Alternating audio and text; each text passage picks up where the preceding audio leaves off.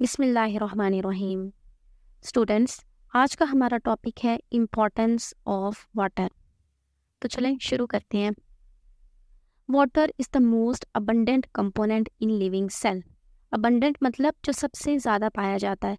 तो एक living cell के अंदर सबसे ज़्यादा वाटर पाया जाता है, जो 70% से लेकर 90% तक मौजूद होता है सेल में। It is the medium of life. ये लाइफ का मीडियम है। मीडियम होता है एक चीज़ या इन्वायरमेंट जिसके अंदर कोई चीज़ एग्जिस्ट करती है, जिंदा रहती है।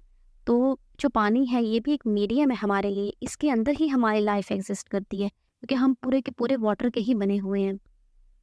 Almost all reactions of a cell occur in the presence of water.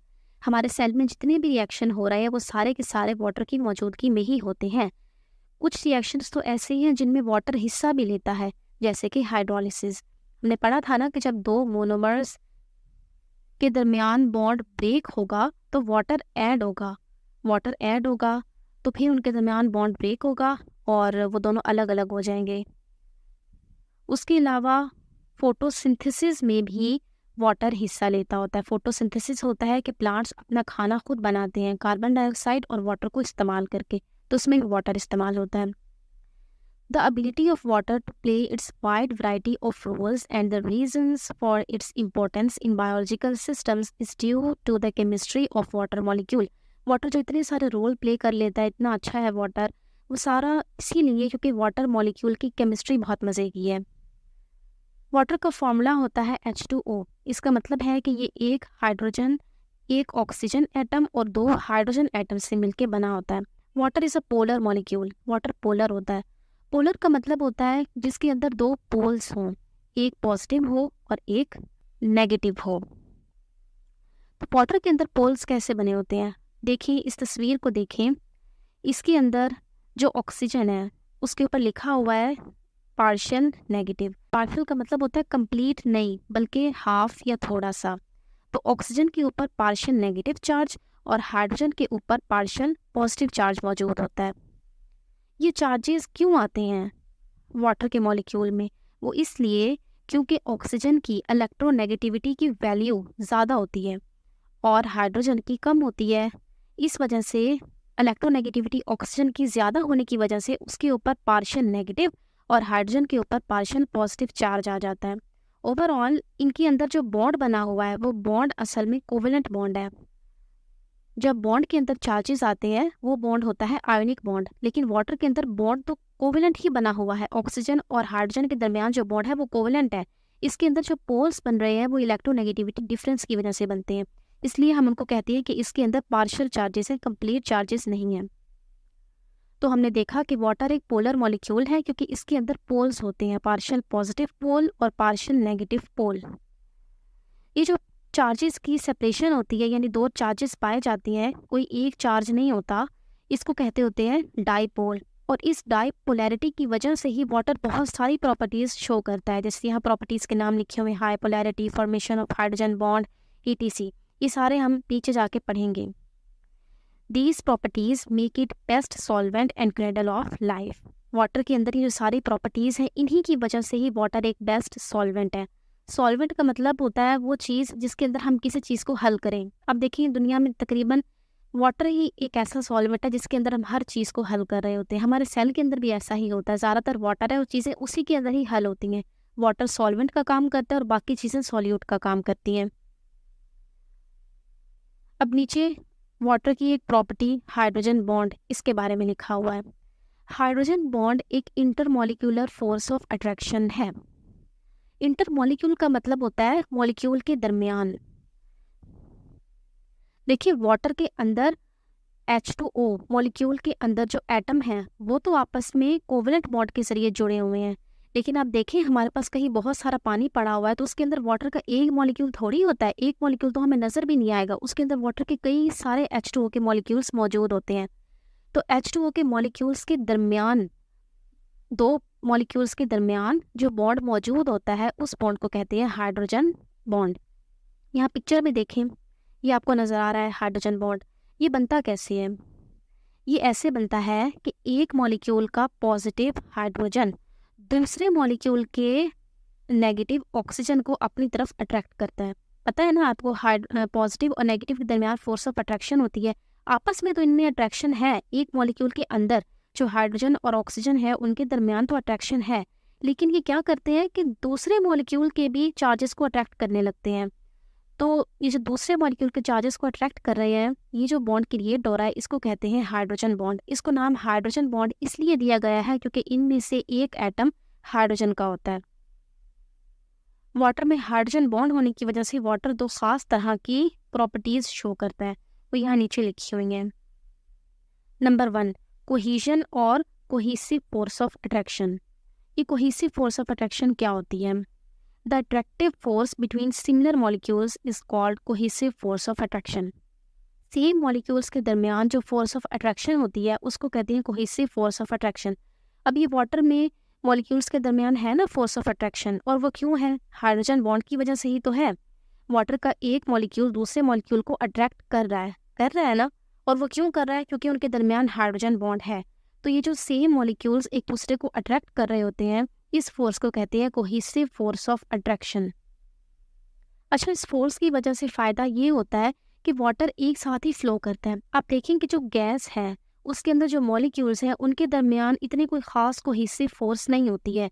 हम किसी बैलून में गैस है, हम जब बैलून को ओपन करेंगे, बैलून में से जब एयर बाहर आती है तो वो सारी एयर एक साथ नहीं रहती होती, बल्कि कोई मॉलिक्यूल कहाँ और कोई मॉलिक्यूल कहाँ चला जाता होता है। लेकिन आप देखें जब आप टोटी को खोलते हैं तो उसमें से पानी जब निकलता है तो पानी के मॉलिक्यूल्स ऐसा नहीं कहते कि मैं यहाँ चला जाता हूँ तुम वहाँ चले जाओ और ये वाला वहाँ चला जाए, बल्कि सारा पानी एक साथ ही फ्लो करता है। वो इसलिए क्योंकि वाटर के मॉलिक्यूल्स के दरमियान कोहेसिव फोर्स ऑफ अट्रैक्शन मौजूद होती है, जो वाटर के मॉलिक्यूल्स को एक साथ जोड़ के रखती होती है। अगला कैरेक्टर लिखा हुआ है एडहेसिव फोर्स ऑफ अट्रैक्शन या adhesion. The attractive force between dissimilar molecules is called adhesive force of attraction. मुख्तलिफ मॉलिक्यूल्स के दरमियान जो फोर्स ऑफ अट्रैक्शन होती है उसको कहते होते हैं एडहेसिव फोर्स ऑफ अट्रैक्शन या एडहेजन।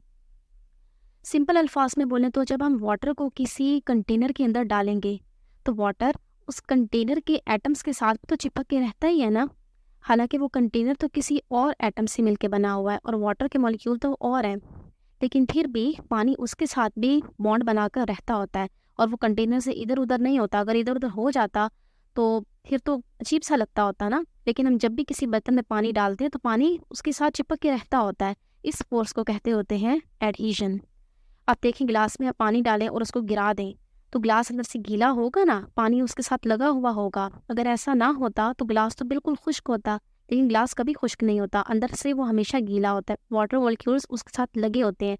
वो इसीलिए क्योंकि जब हमने पानी को उसके अंदर डाला था तो पानी के मॉलिक्यूल्स ने उस ग्लास के मॉलिक्यूल्स के साथ भी बॉन्ड बनाया था, उनके दरमियान भी फोर्स ऑफ अट्रैक्शन थी, जिसको हम एडहेसिव फोर्स ऑफ अट्रैक्शन कहते हैं। अगला टॉपिक है हाई स्पेसिफिक हीट। ये टॉपिक थोड़ा सा समझने वाला है। वाटर की हीट कैपेसिटी या स्पेसिफिक हीट कैपेसिटी की वैल्यू हाई होती है। तो हम देख लेते हैं कि स्पेसिफिक हीट होती क्या है। Specific heat of a substance is the amount of heat energy required to raise the temperature of 1 gram of that substance by 1 degree C. किसी भी 1 ग्राम सब्सटेंस के टेम्परेचर को 1 डिग्री C इंक्रीज करने के लिए जो भी हीट चाहिए उस हीट को कहते होते हैं स्पेसिफिक हीट। देखिए इस पिक्चर के ज़रिए समझने की कोशिश करते हैं। हमारे पास ये वाटर है, इस वाटर का टेम्परेचर है 20 डिग्री C। हमने इसके टेम्परेचर को 21 डिग्री C करना है, तो हम इसको हीट देंगे ना, तो जितनी भी हीट की अमाउंट ये एब्जॉर्ब करेगा और इसका टेम्परेचर 20 से 21 तक हो जाएगा, उस हीट की अमाउंट को हम कहेंगे स्पेसिफिक हीट। अब वाटर की ये स्पेसिफिक हीट की वैल्यू बहुत हाई होती है। इसका मतलब ये हुआ कि वाटर बहुत ज़्यादा हीट एब्जॉर्ब करेगा, तब जाके उसका टेम्परेचर 1 डिग्री चेंज होता है। तो वाटर के अंदर ये सलाहियत होती है कि वो अपने अंदर बहुत ज़्यादा हीट को स्टोर कर लेता है और बाद में जाके उसका टेम्परेचर चेंज होता है। आप देखिए आपने ना बहुत सारी चीज़ें ली हुई हैं, आपने लोहा भी लिया हुआ है, आपने कोई और सीमेंट ले लिया है आपने, और वाटर भी ले लिया है, और तीनों का टेम्परेचर है 20 डिग्री, और आप तीनों को एक जितनी हीट दें तो आप देखिए वाटर सबसे बाद में जाके उसका टेम्परेचर चेंज होगा, यानी वाटर बहुत देर से जाके गर्म होगा। आप लोहे को हाथ लगाएंगे वो बहुत गर्म हो चुका होगा, सीमेंट भी गर्म हो चुका होगा, लेकिन वाटर नहीं गर्म होगा। वो बहुत ज़्यादा हीट अपने अंदर एब्जॉर्ब कर लेगा और फिर बाद में जाके उसका टेम्परेचर चेंज होगा। गर्मियाँ हैं, बाहर बहुत तेज़ धूप है और बाहर एक कंटेनर में वाटर भी पड़ा हुआ है। आप जब बाहर जाएँगे तो फर्श बहुत गर्म होगा, जो लोहे के पाइप्स हैं वो भी गर्म होंगे, लेकिन जब पानी के अंदर आप हाथ डालेंगे तो पानी इतना गर्म नहीं होगा। वो इसीलिए कि पानी में इसकी सलाहियत है कि वो बहुत ज़्यादा हीट अपने अंदर एब्ज़ॉर्ब करता जाता है, तब कहीं जाके उसका टेम्परेचर थोड़ा-सा चेंज होता है। तो वाटर हमारे अंदर टेम्परेचर स्टेबलाइज़र के तौर पे काम करता है, यानी टेम्परेचर को सेम रखता है हमारे अंदर। अगर आसपास बहुत हीट है तो हमारा सेल वाटर को, हमारे सेल के अंदर जो वाटर है वो हीट को एब्जॉर्ब तो कर रहा है, लेकिन उसके अंदर सलाहियत है कि वो बहुत ज़्यादा हीट अपने अंदर एब्जॉर्ब करके रख सकता है और हीट अप नहीं होगा। अगर ऐसा होता तो हमारा सेल तो फट जाता, क्योंकि उसके अंदर सारा जो वाटर है बॉयल हो जाता, उसके अंदर वाला सारा वाटर, लेकिन ऐसा नहीं होता। और जब सर्दियाँ होती हैं तो हीट रिलीज़ होती है ना हमारी बॉडी से, हमारे सेल के अंदर से हीट रिलीज़ होगी, लेकिन हमारे सेल का टेम्परेचर कोई अचानक से कम नहीं हो जाएगा, वरना हम अंदर से बहुत ज़्यादा ठंडे हो जाते हैं। इसको एग्जांपल से समझते हैं। सपोज़ करें कि हमारे अंदर जो सेल के अंदर वाटर है उसका टेम्परेचर है 20 डिग्री C। आसपास बहुत गर्मी है, हमारा सेल हीट एब्जॉर्ब करेगा, लेकिन उसका टेम्परेचर कोई अचानक से बहुत ज़्यादा बढ़ नहीं जाएगा, बल्कि वो बहुत ज़्यादा हीट अपने अंदर एब्जॉर्ब करेगा, तब जाके पता नहीं उसका टेम्परेचर 20 से 21 होगा भी कि नहीं होगा। उसके अंदर ये सलाहियत है कि वो बहुत सारी हीट अपने अंदर एब्जॉर्ब कर सकता है। अब समझ लें सर्दियाँ हैं और 20 डिग्री C टेम्परेचर है, वाटर हीट को लूज़ कर रहा है बाहर, लेकिन वो बहुत ज़्यादा हीट लूज़ कर देगा, तब जाके भी उसका टेम्परेचर 20 से 19 पता नहीं होगा भी कि नहीं होगा, या बहुत ज़्यादा हीट लूज़ करने के बाद तब कहीं जाके 20 से 19 पे शिफ्ट होगा। तो ये है हमारे अंदर वाटर टेम्परेचर स्टेबलाइज़र का काम करता है। वो ना हमें ज़्यादा गर्म होने देता है और ना ज़्यादा ठंडा होने देता है। इसके जो आगे वाले टॉपिक्स हैं वो हम इंशाअल्लाह नेक्स्ट लेक्चर में कवर करेंगे, वरना ये लेक्चर बहुत लंबा हो जाएगा। तब तक के लिए अल्लाह हाफ़िज़।